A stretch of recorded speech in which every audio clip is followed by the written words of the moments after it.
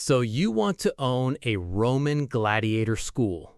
You see the crowd of 50,000 spectators roaring in the Colosseum. You see sunlight flashing off bronze helmets. You see gold coins pouring into your lap every time your star fighter raises his trident in victory. One bronze tablet found in southern Spain ruins that entire picture. In the late 2nd century, an inscription known as the Laminas de Itálica recorded a brutal economic truth. Replacing a single top-tier gladiator killed in the arena could cost up to 15,000 sesterces.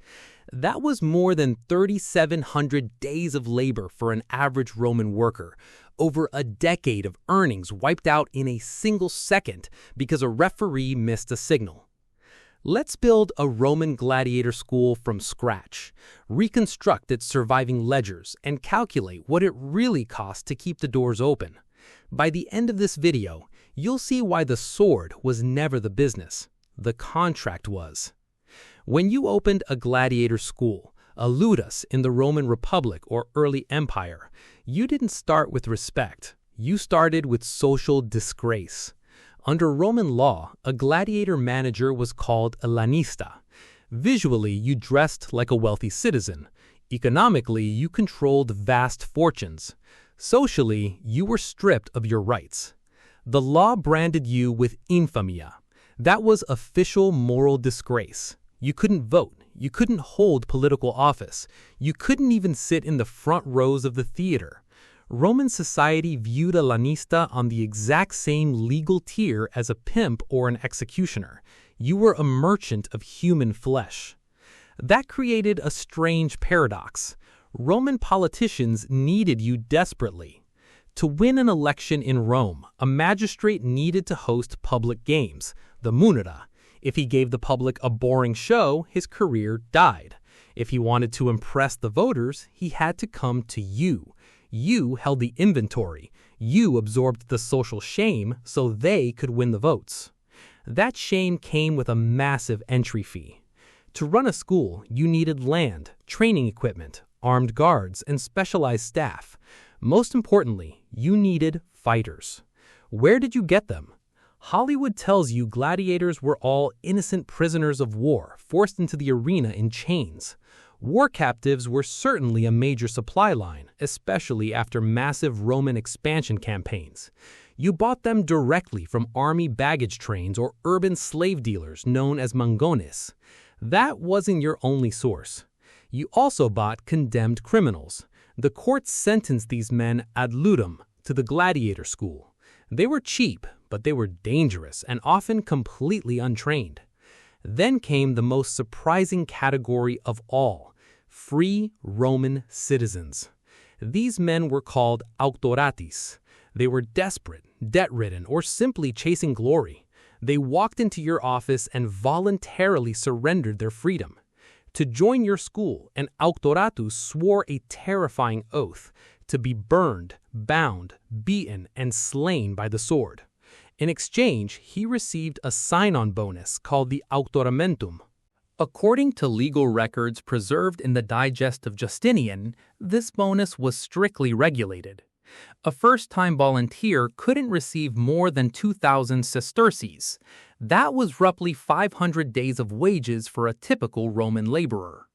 It was enough money to clear a family debt or reset a ruined life. You paid that cash up front. The volunteer became your legal property for the duration of his contract. Now you had your inventory. You had to turn that raw, angry group of men into a disciplined fighting force. That was where your real money vanished. You couldn't just throw weapons at these men and tell them to fight. Unskilled violence makes for a terrible show. Spectators wanted technical skill, footwork, and dramatic tension. You had to hire professional trainers called doctores. These were usually retired gladiators who specialized in single weapon styles. You needed a trainer for the heavy-armored murmillo, a trainer for the net-wielding retirarius, and a trainer for the horseback eques. Each trainer demanded high wages. They were elite specialists. You also had to feed your fighters. This brings us to one of the biggest misconceptions about Roman gladiators. You might picture shredded, zero-fat bodybuilders. The archaeology tells a completely different story. Bone analysis from a gladiator cemetery in Ephesus shows that fighters ate a heavily vegetarian diet, dominated by barley, beans, and oats. Ancient writers called gladiators hordeati, barley eaters.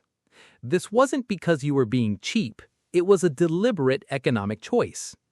A high-carbohydrate diet created a thick layer of subcutaneous fat over the gladiator's torso. That fat served a crucial operational purpose. It acted as armor. A shallow sword cut would slice through fat and bleed dramatically without damaging underlying muscle or vital organs. The crowd saw bright red blood. The gladiator felt minimal pain. You didn't lose an expensive asset to a minor injury. To keep their bones strong under constant stress, you gave them a daily drink made of plant ash dissolved in water. It was an ancient calcium supplement. You also had to hire top-tier medical care. When a gladiator was wounded in training or in the arena, you couldn't rely on back-alley quacks. You hired elite doctors, the Medici. Galen, the most famous physician in the Roman Empire, began his career working for the gladiator school at Pergamum. Under his care, gladiator mortality from wounds dropped dramatically. A good doctor cost a fortune, but letting a 10,000 sesterci asset bleed out from an infected flesh wound was financial suicide. Add up the food, the trainers, the doctors, the armorer, and the security guards, your daily operational overhead was staggering. Your cash flow was zero. Your fighters sat in their cells, eating your barley, using your bandages, and draining your reserves. You earned nothing until a politician decided to host games. When that politician, the editor, finally walked into your office, the real financial chess match began. You didn't sell your gladiators to the politician, you leased them. Understanding this distinction is the key to the entire industry. The core business model relied on a dual pricing contract system. When an editor selected a pair of gladiators from your roster, you set two completely different prices for each man. Price A was the rental fee for a survivor. Price B was the compensation fee for a gladiator who was killed or permanently disabled. The gap between Price A and Price B was enormous. Our anchor document, the Laminas de Itálica, lays this out with crystal clarity. The decree records official caps established under Emperor Marcus Aurelius in AD 177 to prevent prices from spiraling out of control. According to the tablet, gladiators were divided into strict financial tiers based on their skill and arena record. For a low-tier gladiator, the rental fee for a survivor might be capped at 1,000 sesterces. But if that same gladiator was killed, the compensation price jumped to 4,000 sesterces. For a high-tier veteran, a first-class combatant, the rental fee might be 3,000 sesterces. If he died, the penalty shot up to 15,000 sesterces. That's a 500% jump in cost the moment a fighter died. Look at what this mechanism does to the incentives in the arena.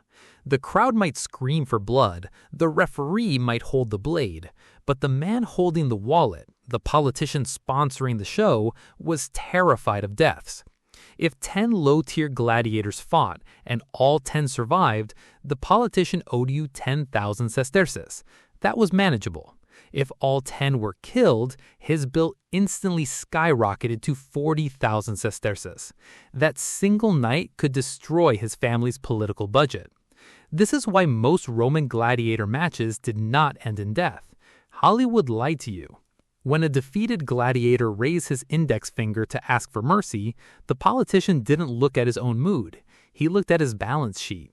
Granting mercy, missio, saved the politician thousands of sesterces. He only let a gladiator die if the crowd was screaming so violently that refusing would ruin his political reputation.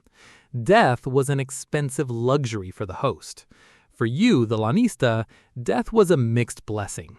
If your gladiator died, you received a massive one-time cash windfall from the politician. That sounds great on paper. It wasn't. That 15,000 sesterce payout wiped out a prime revenue generator. A top-tier gladiator could fight 3 or 4 times a year for 5 years. Every fight generated rental income, merchandising fees, and prestige for your school. When he died, that recurring revenue stream evaporated instantly.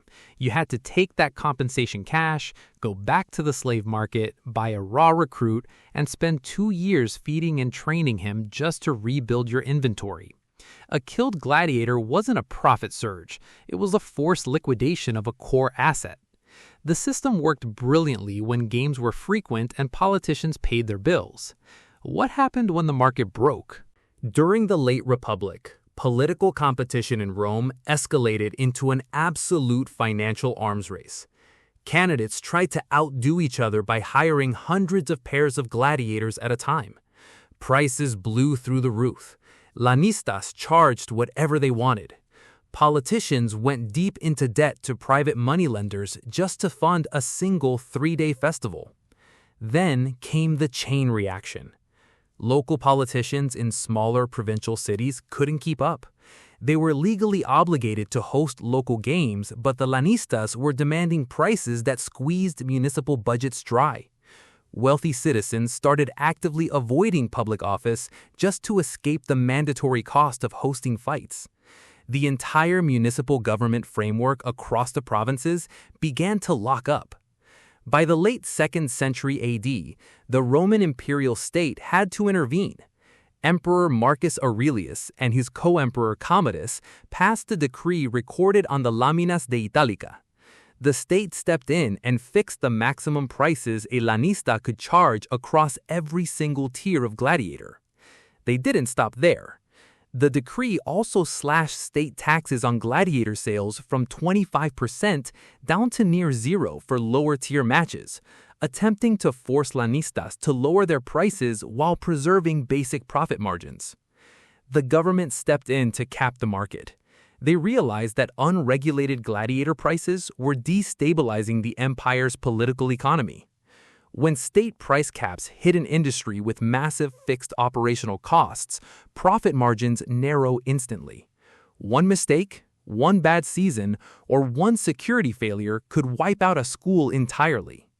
To see how fragile this system really was, we have to look at the most famous gladiator school in human history. In 73 BC, a lanista named Lentulus Batiatus ran a prosperous ludus in the city of Capua, just south of Rome. Capua was the Silicon Valley of Roman gladiator training. The climate was ideal, the soil produced abundant grain for feeds, and the city was close enough to Rome to supply urban gains quickly. Batiatus had built a formidable inventory. He specialized in heavy fighters, Thracians, and Gauls. His operational plan was simple: acquire tough war captives, break their wills through harsh discipline, train them to perfection, and lease them to Roman elites for high fees.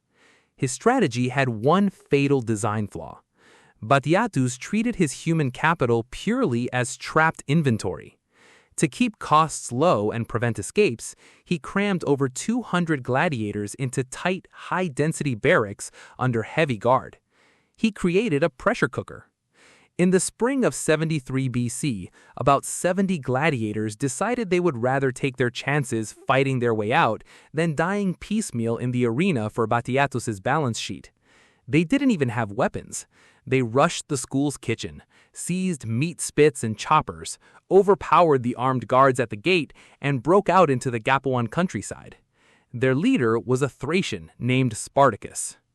Look at what happened next from an economic perspective. Batiatus didn't just lose 70 slaves. He lost his prime capital assets, his highest earning, fully trained, top-tier gladiators. His remaining inventory was immediately seized or locked down by local authorities who feared further uprisings. His reputation as a manager was destroyed. No politician in Rome would hire gladiators from a school that couldn't even secure its own kitchen. The breakout triggered a third servile war that devastated the Italian countryside for 2 years, wiped out millions of sesterces in agricultural land values, and required multiple Roman legions to suppress. For Batiatus, the chain reaction was immediate.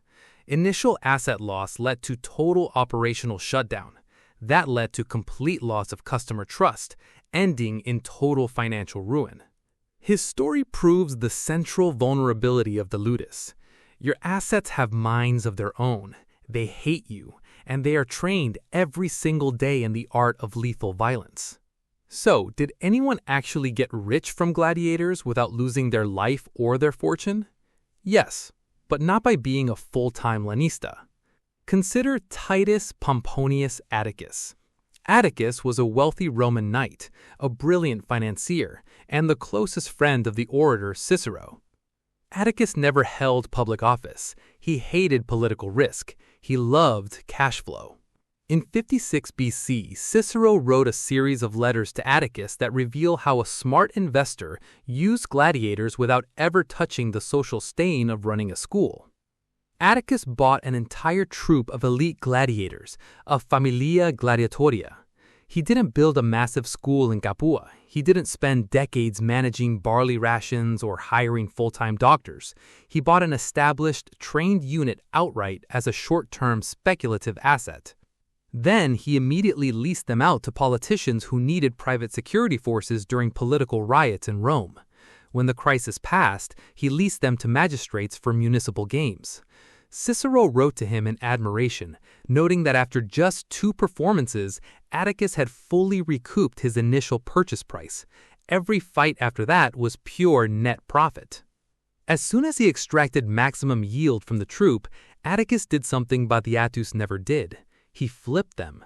He sold the entire troop to another manager, liquidated his position, and transferred the cash into permanent productive assets, agricultural estates in Epirus, and rental housing in Rome.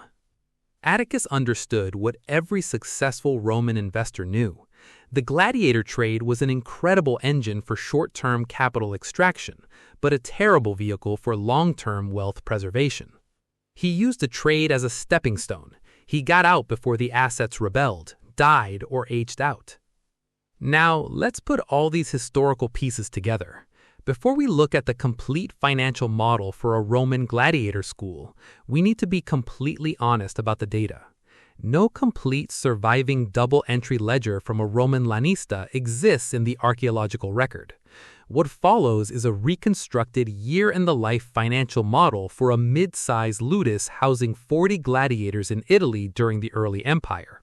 This model combines documented rental rates and replacement caps from the Laminas de Itálica, volunteer sign-on limits from the Digest, recorded slave prices from Roman agricultural manuals, and wage data for free laborers.